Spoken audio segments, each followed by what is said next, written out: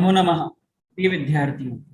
हम सभी ने सेमुसि प्रथमो भागः का द्वितीय पाठ स्वर्णकाकः इसका अध्ययन हमारा चल रहा है, जिसके हमने दो भागों में जान लिया है कि किस प्रकार से वह सोने के कौवा लोभ के परिणाम से क्या दुष्परिणाम होता है और त्याग के परिणाम का क्या सुपरिणाम मिलता है।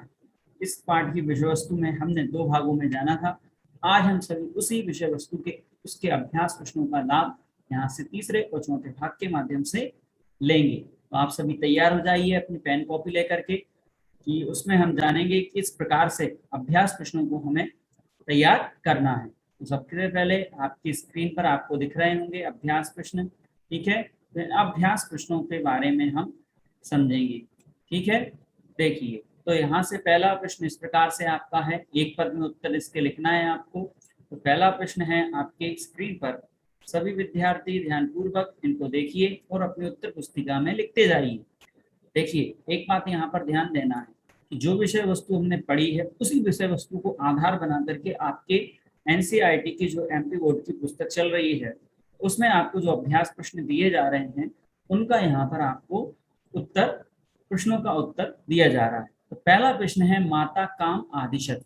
अब सबसे पहले काम मतलब किसको, तो जो प्रश्न किया जा रहा है उसका हमें पता होना चाहिए। तो इसका उत्तर हमें एक पद में लिखना है। तो एक पद का उत्तर एक शब्द में ही देना है। यहाँ आपको थोड़ा सा ध्यान रखना है, हमने एक बात में लिखा हुआ है लेकिन आपको एक पद में ही इसके उत्तर लिखना है। तो आप जो पीले पीले अक्षर में आपको दिख रहे होंगे, तो इन्हीं अक्षरों को आपको सिर्फ इतना ही लिखना है इस उत्तर में। तो इसमें क्या आएगा, माता किसको आदेश देती है, पुत्री में, अर्थात पुत्री को। प्रश्न अगर द्वितीय व्यक्ति एक वचन में है तो उत्तर भी द्वितीय व्यक्ति का एक वचन ही होगा। दूसरा प्रश्न देखिए, स्वर्ण काकः कान आखादत। सोने के कौवे ने किसको खाया, स्वर्ण काकः तंदुलान आखादत, अर्थात सोने के कौवे ने त्रावलों को खाया था। तो तंदुलान इसमें उत्तर आएगा। प्रसादः कीदृशः वर्तते। प्रसाद अर्थात महल कैसा है, प्रसादः स्वर्णमयः वर्तते, कैसा था प्रसाद अर्थात महल सोने का था। गृहम आगत्य तया का समुद्घाटिता। घर आकर के उसके द्वारा किसको, काम मतलब किसको, समुद्घाटिता अर्थात खोला था। तो मंजूषा इसमें उत्तर आ जाएगा। मंजूषा अर्थात क्या होता है, पेटी, संदूक।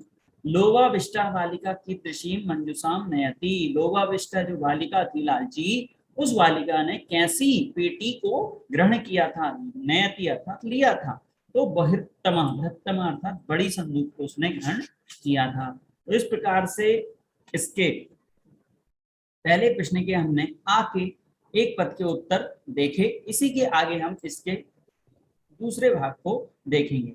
अब यहाँ पर दूसरे प्रश्न में आप देखेंगे कि अधोलिखित प्रश्नानां उत्तराणि संस्कृत भाषया लिखत। तो अधोलिखित प्रश्नों को हमको संस्कृत भाषा में लिखना है। संस्कृत भाषा से तात्पर्य समझ ही गए हैं, एक वाक्य में लिखना है। जब कभी एक पद या एक वाक्य का जिक्र नहीं होता है किसी प्रश्न में, तो आपको उसका उत्तर एक वाक्य में ही लिखना होता है। पहला प्रश्न देखते हैं, निर्धनायाः वृद्धाया दुहिता कीदृशी आसीत्। निर्धन की जो निर्धन वृद्धा थी उसकी पुत्री कैसी थी, तो उसकी पुत्री कैसी थी, निर्धनाया वृद्धाया दुहिता, ये तो प्रश्न में से लिखना है। कीदृशी के स्थान पर उत्तर आएगा विनम्रः और मनोहारा च, अर्थात विनम्र और मनोहारी अर्थात बहुत सुंदर थी, आसित मतलब थी। दूसरा प्रश्न देखिए इसी का, कीदृश बालिकया पूर्वम कीदृशः काकः न दृष्टा आसीत्। बालिका के द्वारा पूर्व में कैसा कौवा नहीं देखा था, कैसा कौवा नहीं देखा था, तो उत्तर जानते हैं। बालिकया पूर्वम स्वर्णपक्षः रजत चंचुः स्वर्ण काका न दृष्टा आसीत्। उसने सोने के पंख वाला, सोने की चांदी की चोंच वाला और सोने का कौवा नहीं देखा था। तीसरा प्रश्न देखिए इसी का, निर्धनाया दुहिता मंजूषायाम कानी आपश्यत। निर्धन जो दुहिता अर्थात पुत्री थी उसने पेटी में किसको देखा। निर्धनाया दुहिता मंजूषाया महारानी हीरकाणी आपश्यत। महारानी मतलब क्या होता है, बहुमूल्य, हीरकाणी मतलब हीरो को देखा। देखो प्रश्न में आप देखते जाइए, जैसा का तैसा लिखना है। सिर्फ प्रश्न के स्थान पर जहां प्रश्न बनता है कानी, क्योंकि कानी के रूप में आपको याद होंगे नपुंसकलिंग में, तो कानी शब्द यहाँ प्रश्नात्मक है, तो इसके स्थान पर ये उत्तर आ जाएगा। इनको आप अच्छे से अपनी उत्तर पुस्तिका में लिखते जाइए, सबकी दृष्टि यही बनी रहना चाहिए, तभी अभ्यास प्रश्नों को अच्छे से समझ पाएंगे आप। बालिका किम दृष्टवा आश्चर्यचकिता जाता, बालिका किसको देख करके आश्चर्यचकित हुई थी, आपको पता है ना, बालिका वृक्ष के ऊपर सोने के महल को देख करके आश्चर्यचकित हुई। तो इसका उत्तर क्या बनेगा, बालिका वृक्षस्य उपरि स्वर्णमयम प्रसादम दृष्टवा आश्चर्यचकित जाता, अर्थात बालिका वृक्षस्य ऊपरी अर्थात वृक्ष के ऊपर स्वर्णमय अर्थात सोने के प्रसाद अर्थात महल को देख करके आश्चर्यचकित हुई थी। तो इसका उत्तर भी आप अच्छे से लिख लीजिए। पांचवा प्रश्न देखिए, पांचवा प्रश्न इस प्रकार से है, गर्भिता बालिका कीदृशम सोपानम आयाचत कीदृशम च प्राप्नोत। प्रश्न को भी समझना जरूरी है, यदि आप प्रश्न को नहीं समझेंगे तो उसका उत्तर सही नहीं लिख पाएंगे, इसलिए पहले प्रश्न को समझें कि इसमें पूछा क्या जा रहा है, जो हमने पाठ विषय वस्तु पढ़ी है तो उसको समझकर ही आप इसके उत्तर अच्छे से लिखें। तो इसमें पूछा गया है, गर्भिता अर्थात घमंडी बालिका ने कैसे सोपान अर्थात सीढ़ी को मांगा और कैसी उसको प्राप्त हुई। तो उसने सोने की सीढ़ी मांगी थी और प्राप्त क्या हुई, तांबे की। तो इसका उत्तर हम संस्कृत में देखते हैं, गर्भिता बालिका स्वर्णमयम सोपानम आयाचत ताम्रमयम सोपानम च प्राप्नोत। जैसी आपकी बुद्धि है वैसी उसको फल मिल गया उसका, है ना, जैसा उसने सोचा था। आगे देखिए, अब दूसरा प्रश्न है, अब दूसरे प्रश्न में अधोलिखिता नाम शब्दा नाम विलोम पदम पाठा चित्वा लिखा। विलोम पद, देखो प्रत्येक पाठ में विलोम पद पर्यायवाची शब्द आ रहे हैं, तो विलोम का अर्थ क्या होता है, उल्टा। तो जिस प्रकार से आप इस बात में और ध्यान रखें, जिन शब्दों में जो विभक्ति का प्रयोग किया जा रहा है आप उसका उत्तर उसी विभक्ति के अनुसार देंगे, इस बात का ध्यान रखें। पश्चात अर्थात पीछे, पूर्वमंत, पहले हसितुम हंसने के लिए, इसमें तुमुन प्रत्यय लगा है तो उसका उत्तर रोदितुम रोने के लिए, तो तुमुन प्रत्यय ही लगेगा। अधा मतलब नीचे, ऊपरी मतलब ऊपर, विलोम शब्द है। श्वेता मतलब सफेद, कृष्णा मतलब काला, सूर्यास्तः अर्थात सूर्योदय, ठीक है, सुप्तः अर्थात सोया हुआ, प्रबुद्धा अर्थात जागा हुआ। इनको भी आप अच्छे से लिख लीजिए। इसी का खा वाला है जिसमें संधियों को पूछा गया था। अब संधि इसमें विशेष रूप से आपको समझ में आना चाहिए। तो इसमें देखिए, नी प्लस आवश्यक क्या बनेगा, अभी इसका उत्तर देखते हैं। सूर्य प्लस उदया वृक्ष से ऊपरी, इन संधियों को हम यहाँ थोड़ा सा आज विस्तार से भी समझेंगे। तो सीधे हम इसके उत्तरों की ओर बढ़ते हैं। तो इसका उत्तर इस प्रकार से होगा, देखिए, नी आवश्यक बन गया निवशत, यण संधि है। सूर्य प्लस उदया सूर्योदय गुण स्वर संधि है। वृक्ष से ऊपरी वृक्ष के ऊपर, इसमें भी गुण संधि, को ओ हो गया। ही को ई को या होकर के हिकार्यत बन गया, इसमें भी यण संधि है। चा या काकनी चैकाकनी बन गया, इसमें वृद्धि स्वर संधि है। इति प्लस उक्त्वा इत्युक्त्वा बन गया, इसमें यण संधि है। प्रति आवदत प्रत्यावदत, इसमें यण संधि है। प्रोक्तम अर्थात प्रोक्तम, इसमें गुण संधि है। अत्र एव प्लस अत्रेव, इसमें वृद्धि संधि है। तत्र उपस्थिता तत्रोपस्थिता अर्थात इसमें गुण संधि है। और यथा एक छम में, इसमें भी गुण स्वर संधि है, इसमें ई को ए हो गया। तो इस प्रकार से ये संधि हुई। अब संधि के ही हम कुछ विशेष नियम को यहाँ से पढ़ेंगे। तो सबसे पहले संधि की परिभाषा आपके सामने है। वर्णानाम मेलनम संधि, सामान्यतः वर्णों के मेलन को संधि कहा जाता है। वर्णों के मेल होने वाले लोप आगम आदेश और वर्ण में परिवर्तन को संधिकार किया जाता है। मतलब एक अक्षर का दूसरे अक्षर से मिलन, स्वर का स्वर से मिलन स्वर संधि, स्वर और व्यंजन या स्वर का मिलन व्यंजन संधि, और जो स्थान में स्वर और व्यंजन में पूर्ण रूप से विसर्ग हो जाता है उसको विसर्ग संधि के रूप में देखा जाता है। तो सबसे पहले हम स्वर संधि के जो अभी यहाँ पर हमने पढ़े हैं उसी के अंतर्गत कुछ उदाहरण यहाँ पर दे रहे हैं, ठीक है। जैसे नीरशः, निर प्लस रशः नीरशा बन जाएगा। अनुच्छेद, इसमें चाकागम हो गया। विद्या प्लस आलय, इसमें दीर्घ स्वर संधि है। अब यण संधि को यहाँ से हम थोड़ा सा समझते, सभी की दृष्टि एक और यहाँ पर फिर से बन जाए, क्योंकि यहाँ संधि को विशेष रूप से समझना चाहिए। अब इको यणची एक सूत्र है पाणिनि का, इक के स्थान पर यण आदेश होता है। तो इको यणची एक सूत्र है, कौन सा, इको यण ची, आपने देख लिया स्क्रीन पर, देखिए सूत्र लिखा हुआ है इको यणची पाणिनि ने एक सूत्र लिखा। तो इक प्रत्याहार, इक प्रत्याहार कौन कौन से कहलाते हैं, इक के स्थान पर यण आदेश होता है। इक कहलाते हैं ई, उ, री और लरी। अयोण सूत्र आपने 14 मास्टर सूत्र पढ़े होंगे। अयोण रील ए ओं आई औच है वरण यम गण नम झवय घट दस जब घट दस खप छट छट तब खपय सशर फल। आप ये 14 माहेश्वर सूत्रों में प्रारंभ के 5-6 सूत्रों में आपके स्वर और अंत के सूत्रों में आपको व्यंजन दिखाई देते हैं। तो इन्हीं से पूरी व्याख्या के माध्यम से हम संस्कृत के संधियों को भी व्याकरण भाग में समझेंगे। तो सबसे पहले एक प्रत्याहार देख लिए।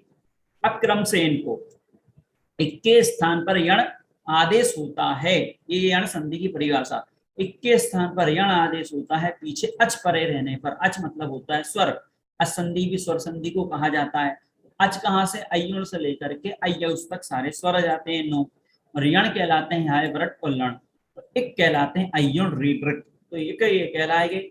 और या ई को यादेश, उ को वादेश, री को रादेश, ली को लादेश, एक क्रम से आदेश होता है। आगे असवर्ण स्वर हो तो यहाँ ध्यान देना, असवर्ण स्वर से तात्पर्य है कि ई के बाद ई नहीं होना चाहिए, उ के बाद उ नहीं होना चाहिए, कोई भी असमान स्वर या व्यंजन चलेगा। तो इक वर्णों के स्थान पर क्रमशः यण अर्थात या वाराला आदेश हो जाते हैं यदि आगे असवर्ण वर्ण स्वर हो तो वहां पर यह यण संधि हो जाती है। क्लियर। अब इसके आगे हम देखते हैं इनके उदाहरण। तो सबसे पहले इसमें देखिए नी प्लस आवश्यक, निवशत बन गया। अब इसमें क्या किया गया कि जो ना है तो ना हलंत हुआ, तो ई को क्या आदेश हो गया, या हलंत हुआ। पीछे क्या था, अवशत लिखा था, तो अवशत शब्द में क्या दिख रहा है आपको, आ या में जुड़ गया तो निव, और ना आधा ही रहेगा तो बन गया निवशत। ठीक है, तो यहाँ पर निवशत में यण स्वर संधि हो जाएगी, ई के स्थान पर या आदेश। और एक और चीज यहाँ पर समझ ली यण संधि में मुख्य रूप से या और वा और रा के आगे यदि आपको कोई भी आधा व्यंजन वर्ण दिखाई देता है तो वहां पर यण स्वर संधि होती है। इस बात को आप विशेष रूप से ध्यान रखें। ठीक है, देखिए दूसरा देखिए उसका उदाहरण हिकारियत लिखा है, इसमें भी ही को क्या हो गया, हाँ आधा हो गया, और या और आ उसमें जुड़ करके हिकारियत बन गया, तो इसमें भी यण संधि हो जाएगी।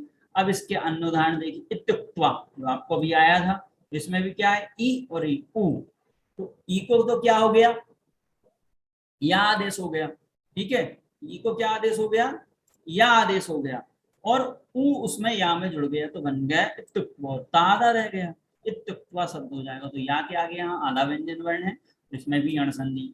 ऐसे प्रति प्लस आवर्त में प्रत्यावर्त बन गया, ई को या आदेश हो गया। पहचान आपको बताई दी कि या के आगे आधा व्यंजन वर्ण होगा कोई भी। ठीक है, तो वहां पर यण स्वर संधि होगी। क्लियर। देखिए अब आगे देखते हैं हम स्त्री के गुण स्वर संधि, इसको भी हम संक्षेप में जल्दी से समझ लेते हैं, इनकी विस्तृत चर्चा हम संधियों के पाठ में करेंगे। गुण क्या है, तो अदेंग गुण। अब आ ए ओ इन तीन वर्णों को गुण कहा जाता है, अर्थात सूत्र में जहां जहां गुण शब्द उपस्थित होगा वह ये तीनों वर्ण उपस्थित होंगे।